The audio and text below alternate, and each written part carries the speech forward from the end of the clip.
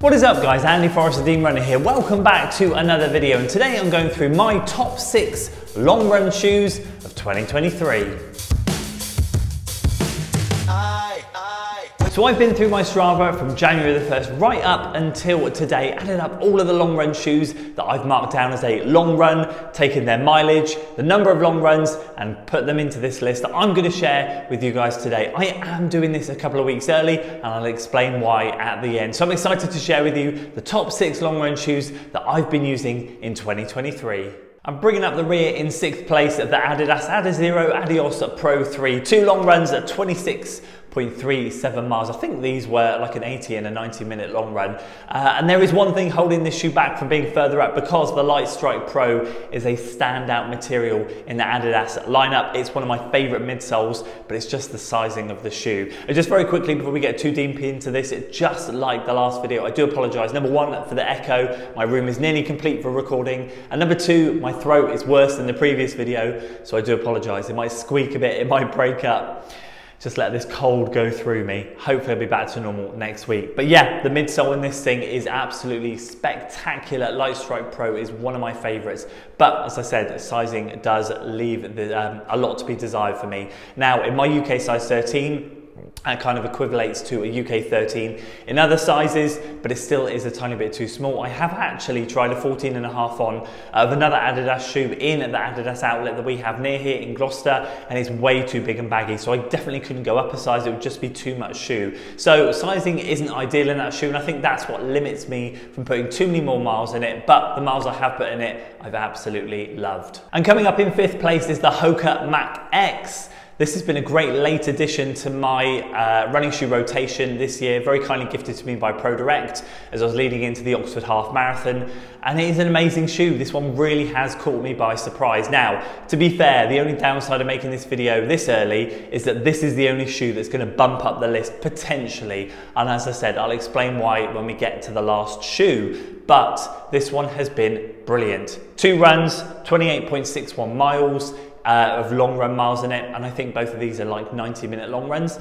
It's been incredible. It's a shoe that I'm using a lot for other things, but it is going to get a lot more long run use as well. I just love how comfortable the shoe is. It's such a cruiser. It's not got that top end gear, but if you watch my speed day shoe video from yesterday, you'll see that this shoe really has got some gears in it, and it is one of those ones you can pair nicely with a top end speed day shoe and get a great 2-shoe rotation going. So as I said, this one is probably going to get another couple of runs in before the end of the year, but overall this one deserves to be on this list. It deserves a lot of recognition, and especially from Hoka's point of view, finally putting that PIBA based midsole in a training shoe has made the world of difference. This is definitely a great step in the right direction for Hoka. And in 4th place, the Saucony Endorphin Pro 3. 2 long runs at 33.96 miles. These were done, I believe, back in my marathon training, or one of them was done in my marathon training for Newport, and another was done in the summer. Both chunky long runs. This shoe has over 220 odd miles in it for me, and I absolutely love it. It's still going really well. It's a great training shoe. I haven't picked it up more recently, but it could definitely still do a job out there. It's definitely not near the end of its life yet. It's definitely not a racer anymore, but it's definitely got plenty of training miles in it. The Saucony Endorphin Pro 3 is actually a shoe I got last year, but I have used, as I said, this year, and it's just such a brilliant shoe. I can't recommend it enough. And for those of you who like the Vaporfly, this is a very close matchup to the Vaporfly. You won't run in a more similar shoe than those 2 shoes. It's very much, I'm not going to say it's a carbon copy, but it's very, very close in terms of geometry, shape, and the way that you run in the shoe. I find that the Saucony Endorphin Pro 3 is a little bit softer than the Next Percent. I find they both have a lovely pop. But I find that Next Percent has the perfect sink and bounce kind of combination, whereas the Pro, you get a little bit more sink in there, but overall it's still a wonderful shoe. I can't recommend it highly enough. And this, out of the Adios Pro 3 from Adidas and the Saucony Endorphin Pro 3, out of those 2, I definitely choose the Pro 3. And then coming in 3rd is the Nike Next Percent version 2, just highlighted it there. 2 runs and 41.52 miles. So these 4 shoes have all had 2 runs in them. We have one standout runaway shoe. I'm sure you guys know what it is, but for me the Next Percent 2 again was used both occasions, I think, for the marathon training. Again, I was going to wear, and I did wear, the Next Percent version 1, but I didn't want to log miles in it. I've got a couple of pairs of version 2 at home, so I'm just using those in training. And it's great because they're such similar shoes. Although the version 2 for me isn't quite as good as version 1, it was good to get used to it, and I save those for later in the training block. I try not to use carbon plated shoes too much in long runs, but when I do use them, it tends to be more towards the end of a training block, like I did with the Pro 3. So the Pro 3 from Saucony was when I did 16 miles at marathon pace, and the Next Percent version 2 was when I was doing some other sort of marathon specific long runs, and it was great. It just did such a fantastic job. So again, that wraps up the set of shoes that have had 2 long runs in them. Let's move on to the top 2. So this one's a little bit of a surprise for me. Coming in at position 2, the Saucony Endorphin Speed 3. 3 long runs, 44.78 miles. So although the mileage difference between the Next Percent and that isn't that much, it did get the nod on the extra run. Again, this was used back when I was Newport Marathon training, but also throughout the summer as well. This one has been a really weird shoe for me this year because I really haven't enjoyed the Endorphin Speed 3 as much as version 1 and 2. It's definitely a bit softer. It's definitely toned itself down a little bit. It's definitely lost that top end. But with that, it's kind of allowed you to use it as a bit of a cruising shoe. On the flip side, I do find it gets a bit too soft and spongy the longer the run goes on.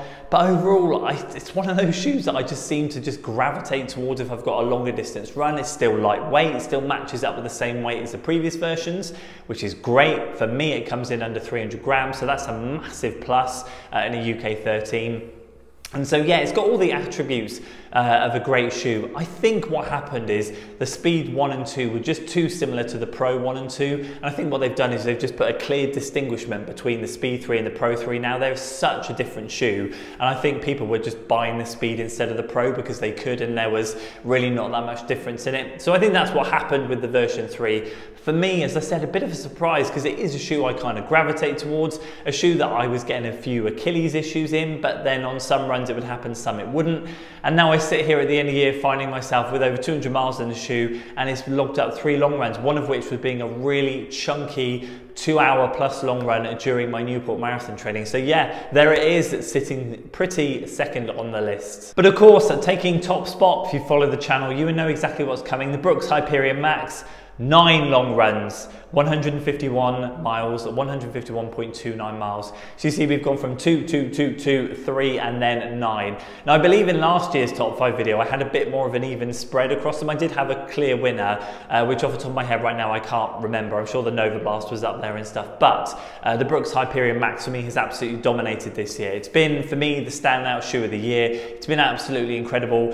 410 miles before it got retired. Used it all through my Newport Marathon training block, and that's exactly why I've purchased another pair to go into my next marathon training block into next year. Sometimes you've got to put your own training first. I'd love to be getting in as many new shoes as I can onto the channel to test and review for you guys, but training comes first, and I knew that my money would be best spent buying a shoe that just works really well for me, and hopefully we'll get some more in later in the year, and of course moving into next year as usual. But the Brooks Hyperion Max, I can't talk highly about it enough. I know a lot of you share my thoughts on it. I know a lot of you also don't. It very much divides opinion. Firmer midsole, good stack, you move well, doesn't get mushy at the end of a run.